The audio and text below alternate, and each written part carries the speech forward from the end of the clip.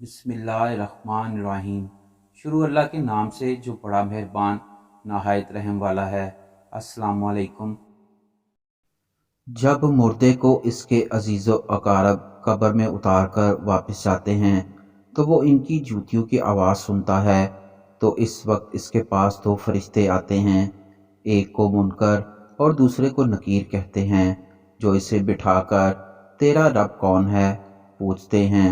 मोमन बंदा जवाब देता है, मेरा रब अल्लाह ताला है। तेरा नबी कौन है? मोमन बंदा जवाब देता है, मेरे नबी हज़रत मोहम्मद सल्लल्लाहु अलैहि वसल्लम हैं। तेरा दीन क्या है? मोमन बंदा जवाब देता है, मेरा दीन इस्लाम है। अगर वो बंदा काफर या मुनाफिक होता है तो सवालों के जवाब में कहता है, अफसोस मैं इस बारे में कुछ नहीं जानता। वो फरिश्ते इसको लोहे के हथौड़ों से मारते हैं, सवाए जिन्नो इंस के तमाम मखलूक इसकी चीखें सुनते हैं। और कब्र इसको इस कदर दबाती है कि इसकी पसलियां इधर की उधर और उधर की इधर निकल जाती हैं, और फिर दोज़ख की खिड़की इस पर खोल दी जाती है और वो हशर तक इसी अजाब में मुब्तला रहता है। अलबत्ता बाज़ मोमिनों को बकदर गुनाह अजाब पूरा होकर इससे पहले भी इस अजाब से रिहाई हो जाती है। कभी महज अल्लाह पाक के फजलो करम से और कभी दुनिया के लोगों की दुआ और कभी सदका व खैरात के असाले सवाब से भी अजाब से रिहाई हो जाती है।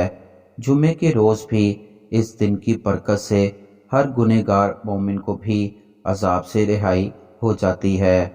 वो शहीद जो मुसलमान इस्लामी मुल्कों की सरहदों की हिफाजत करते हुए शहीद हो जाए या जंग में शहीद हो जाए।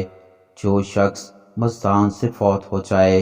नंबर 3, जो ताउन के ज़माने में इस मर्ज़ के अलावा फौत हुआ हो और वो इस मर्ज़ पर साबर और सवाब की नीयत से रखने वाला हो। वो शख्स जो सच्चा हो। जुमे के दिन या जुमे की रात मरने वाला शख्स। नंबर 6, हर रात सूरत मुल्क पढ़ने वाला शख्स, और बाज़ लोगों ने तो इस सूरत के साथ सूरत सजदा को भी मिलाया है। नंबर 7, अपनी मर्ज़ या बीमारी में जो शख्स कुल वल्लाह यानी सूरह इखलास पढ़ेगा और इसी का विर्द रखेगा, और अगर फौत हो जाए तो इससे भी कब्र में सवाल ना होगा।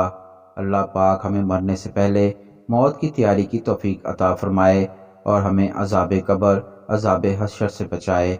आमीन।